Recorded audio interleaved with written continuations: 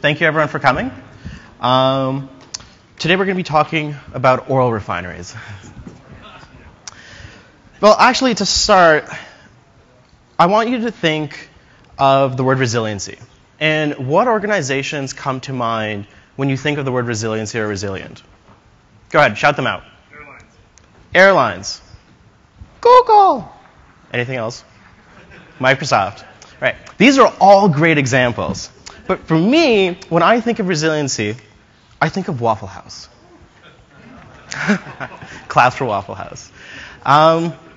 You see, Waffle House and Waffle House franchises are mostly located in the southeastern part of the United States, a part of the continent that's highly prone to natural disasters, hurricanes, tornadoes. And in order to keep itself going, Waffle House has actually developed practices to be resilient to these natural disasters. Waffle House has strong supply chains. It has a system where employees can say whether or not they'll be able to make their shift. It also has two sets of menus.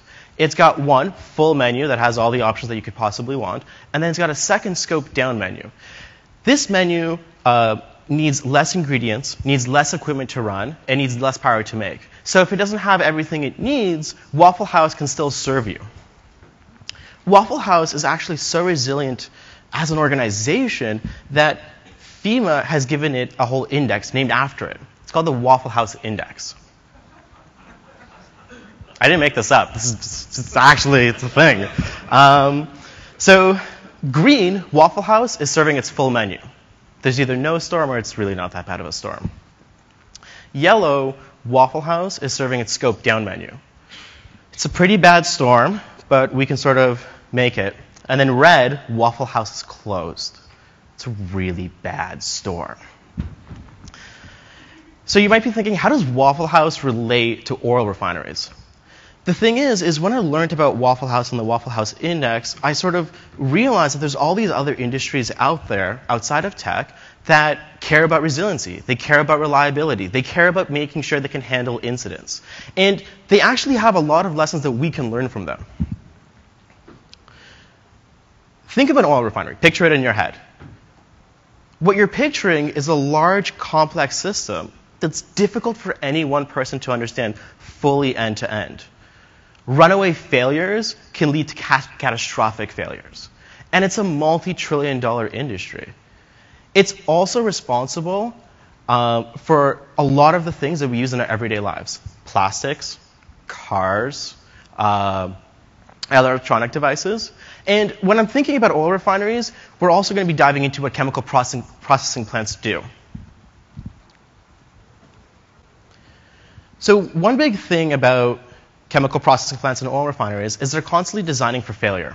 It's never a question of if a failure will occur, but when. And what do we do when that happens?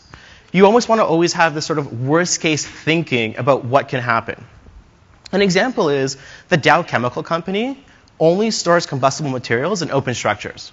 The idea being that if you store it in a closed structure, if the combustible material combusts, it could destroy the entire structure. So instead it stores in an open one that's open to the atmosphere and sort of airs out if anything happens. They also have explosion isolation systems. What you have is if you have an explosion or an issue in one component of the system, you don't want to let it propagate into the other components of the system. And what we see here in this picture in the background is actually an isolation system. What will happen is if it feels a strong amount of pressure going through the pipe, it'll close off and prevent that energy going from to the rest of the system. If you think about it, this is actually very similar to bulkheading. We run multiple servers and multiple data centers across multiple regions. The idea is we want a failure in one system to not propagate to other systems. Oil refineries also have pressure relief valves. So the idea here is you have a spring-based valve that's closed unless there's a high amount of pressure or load in the system. Once that pressure gets too high, the spring weakens and loosens, and the excess pressure or load goes into this other secondary system, or it exits out of the system entirely. This is similar to load shedding. So you can sort of start seeing different similarities between these two industries. We can also look at how oil refineries isolate systems. You constantly need maintenance. You need new installations to upgrade the plant. Or you have broken components that you want to swap out. You have to have a way to go about these processes and being able to empty out that system to do the work. Just like when we need to do maintenance on a node. We need to take it out of rotation. So when you look at these two industries, there's constantly these different parallels. And it's not some far-off system that has no lessons. It really, if we go and we start looking through, you constantly see these different similarities. So in this talk, I don't have too much time, but the biggest thing I want to talk about is about the way the chemical processing industry and oil refineries think about risk. So if you think safety is expensive, try having an accident. The reality is that every accident has a real price. A lot of the time in our industry, we sometimes go, well, let's just say we want 4 nines on the system, and this is what we're going to follow. But do we have a number for how much we could potentially save our company by building a new component? Do we have a number for how much each downtime costs us, and do we think about that constantly? So in the chemical processing industry, an example is liquid transportation. Those big sort of black train cars that have a bunch of liquid in them. It turns out if you transport liquid under colder temperatures, it's actually safer. Because then if there's a rupture, it's not going to be as explosive. But the thing is it's a lot more expensive to do it that way. So what this industry ends up doing is it ends up doing a lot of quantitative risk assessment. It ends up trying to put a value on how much an explosion might cost, how much a spill might cost, what different components breaking, and how much would that cost to the company or underlying organization at the end of the day. Now, more so, they also have to think about what the potential loss of life consequences are. If an accident happens, it's not just isolated, it's not just going to affect the company, but it's also going to affect society that's around it. These plants are often placed not too far from cities. So what are the consequences of if something breaks and affects the surrounding neighborhoods? And one way chemical processing industries do this is through fault tree analysis. So fault tree analysis is actually an idea they took from the aviation industry. What it does is it's a tree for allowing you to analyze the reliability and points of failure in a system. So in this example, this is a big scary example I found. It's actually looking at the chance of failure of having a fire explosion on an airplane. And you don't have to read too much into this one. We'll go through an example right after this. But to give you a general idea, at the bottom, every leaf is a different component. And what you can have is, as the components go up, they make bigger and bigger components. And then at the very top, you have a component that can fail. And you're trying to figure out what is the chance of failure for this overall component. And additionally, in these trees, they keep building up and getting larger and larger. There's actually like full pieces of software that have like thousands of nodes and different components and different sections in them that breaks it down. So at the bottom, all these all these leaf nodes can be their own fault trees that have more and more percentages going down. And what you have is each node is put together by Boolean operators, ands or ors. The idea is you want to represent what the different failure modes are between different components. So for an and component, both components have to fail in order for that component to fail. For an or component, either of the components that connect into it can fail, and that component is considered failed. So here's our example. So the leaf components here, we have 1 through 8, and then we have larger components A through E. So suppose component 4 fails.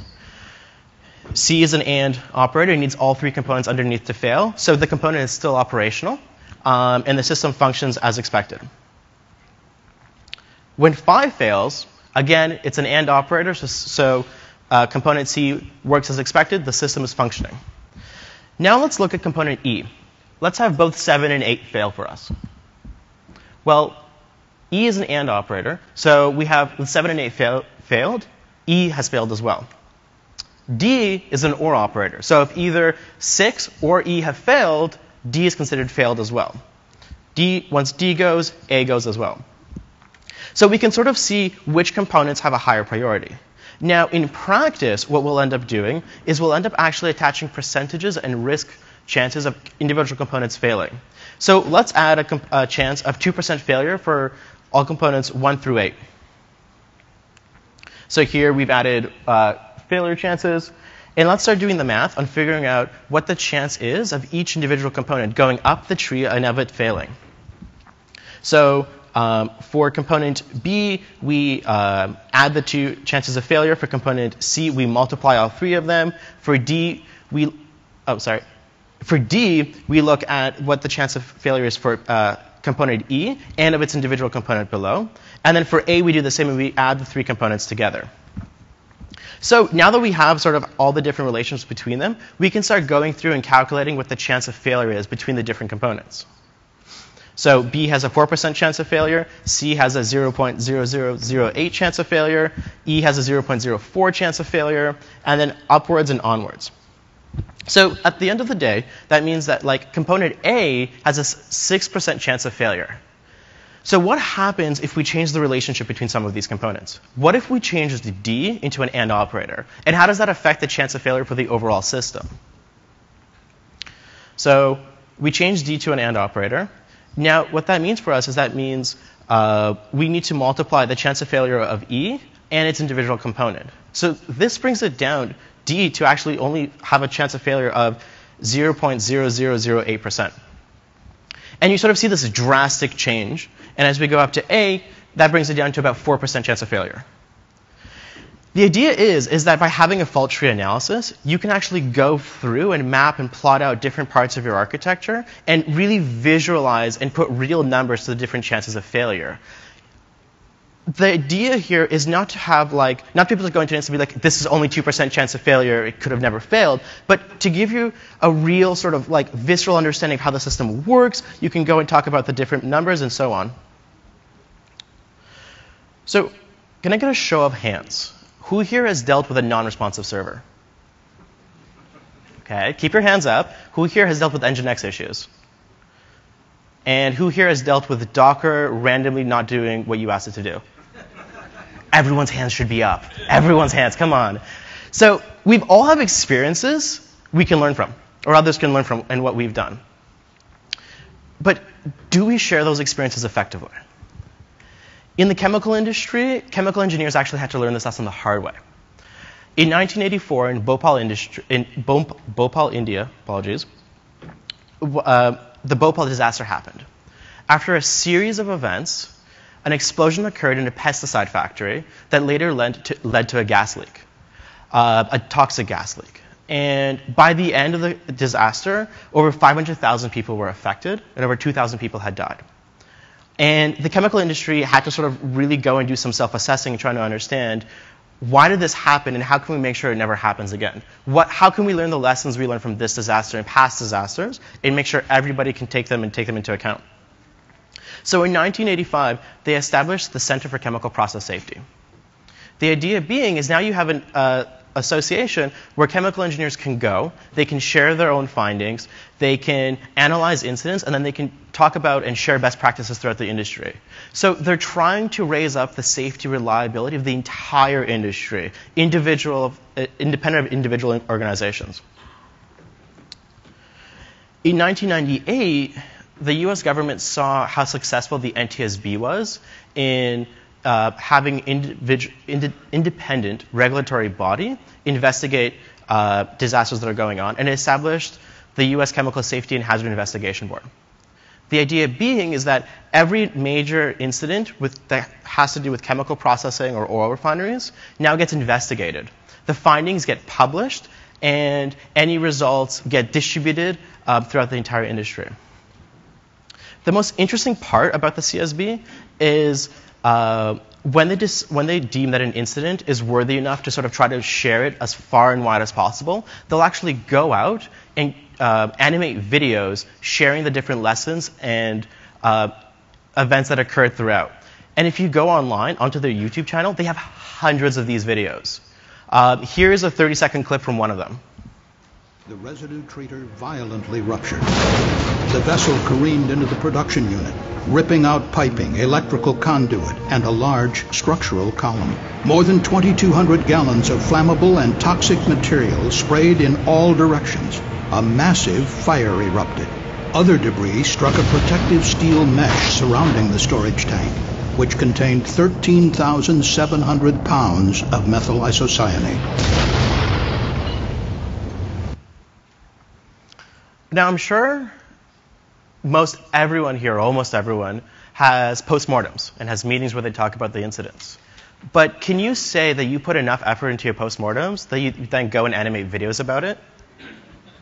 See, the lessons, the CSB cares so much about trying to spread these lessons that they make videos about it instead of dry documentation. So you don't even have to read anything. You can just listen and watch. So before I end off, I want to end off with a story about steam boilers. And you might be asking yourself at this point, like, what's the point of all this process, all this overhead and whatnot? So in my research, I've learned about steam boilers. It turns out that steam boilers used to not be very reliable at all. In the beginning of the at the end of the 19th and beginning of the 20th century, they actually used to explode quite often. So much so that between 1810 and 1910, about 10,000 boilers had exploded. That comes out to roughly 1 every 36 hours. By 1910, that had jumped up to 3 every 24 hours. But then and it got so bad that at one point, 27 boilers had exploded at a coal mine in Pennsylvania in one go. But then in 1915, it stopped. See, what had happened was the government came in and established a new regulation, the ASME boiler code. And all boiler manufacturers had to standardize around it. And boiler explosions just dropped off a cliff. They became much safer, much more reliable. So the question I have is, what can we do as an industry that improves our reliability by orders of magnitude? Thanks for listening.